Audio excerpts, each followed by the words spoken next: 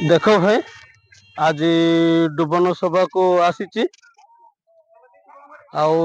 देखु बहुत लोक जनसंख्या अनुसार अच्छा आज मु फूल देखिली अति सुंदर लगिला अति बहुत आनंद भी लगिला एति जो मु फूल बगीचा को आसी बुलाई देखु ए फूल पर आज वाक्यटे कि ए फूल पर आज युवक युवती माने आज वाक्य नूतन भाव पाइपर फूल फुटब फूल मौलिब से सिस्टम पर आज से नूतन भाव युवक युवती माने आज मन परिवर्तन सहित आज फूल पर आज उभाई एति निमंते फूल बगीचा देखु यहीपर आज डुबन सभा को लोक मान प्रभु दास मान देखिपारे आउ खुशी आनंद अनुभव भी करें।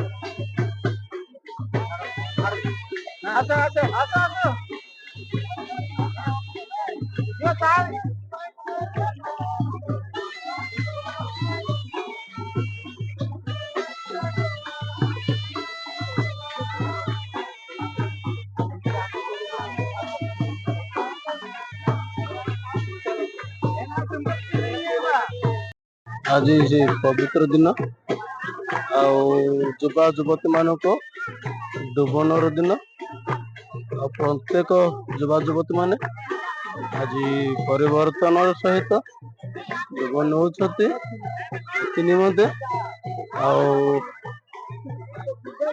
ଆଗକୁ ଦେଖନ୍ତୁ ଆଉ ଲାଇକ୍ ସେୟାର କମେଣ୍ଟ ଦିଅନ୍ତୁ। 3 ଜଣ ଏପଟେ 4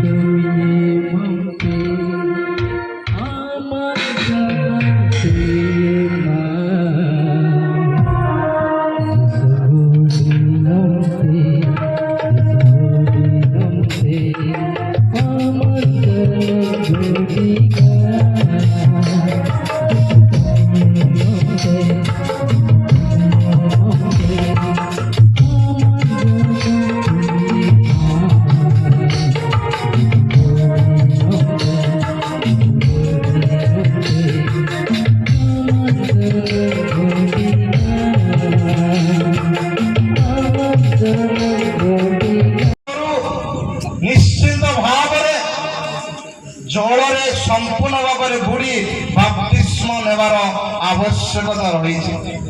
ଏଣୁକରି ବାପ୍ତିସ୍ମ ନେଇଗଲେ ଯେ ପାପ ସବୁ ଧୋଇ ହୋଇଗଲା। କେତେ ଜଣ ବିଶ୍ୱାସ କରୁଛନ୍ତି?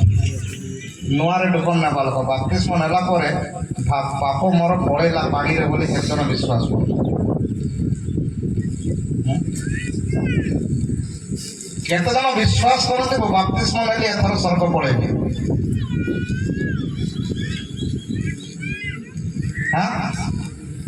କୋଉଟା ନାହିଁ? କେତେ ଜଣ ବିଶ୍ୱାସ କରନ୍ତି?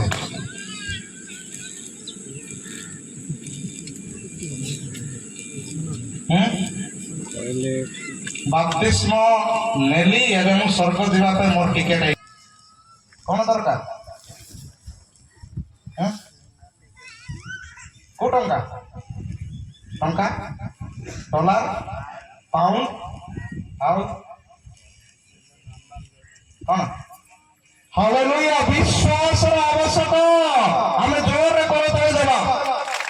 ଯେଉଁମାନେ ସ୍ୱର୍ଗ ରାଜ୍ୟକୁ ଯିବା ପାଇଁ ହେଲେ ଏ ବିଶ୍ୱାସ ରହିବା ଦରକାର।